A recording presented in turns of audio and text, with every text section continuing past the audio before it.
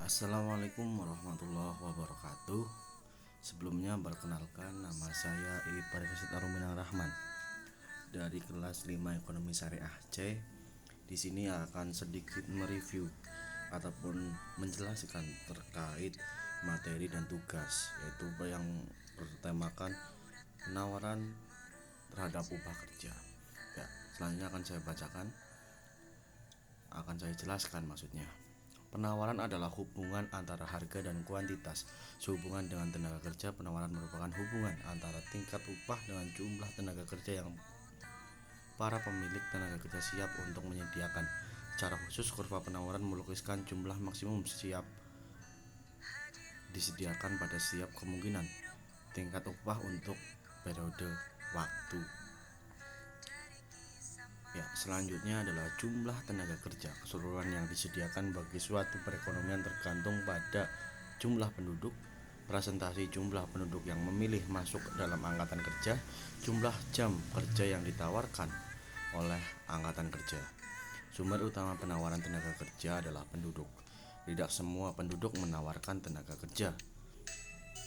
Hal tersebut karena mempertimbangkan kelayakan bekerja menurut umur. Penduduk yang layak bekerja ditinjau dari umur tersebut dianggap sebagai penduduk usia kerja.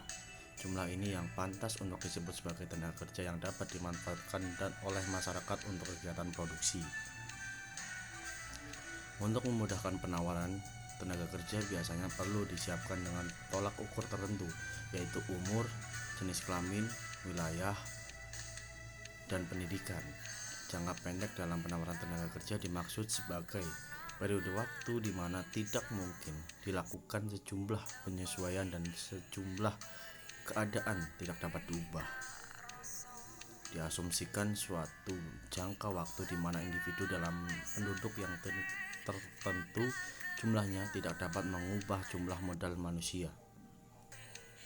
Ya, selanjutnya, sementara itu, pembahasan tentang penawaran tenaga kerja jangka panjang memperkenalkan kepada individu waktu yang diperlukan untuk melakukan penyesuaian yang lebih lengkap terhadap perubahan-perubahan dalam tingkat hidup.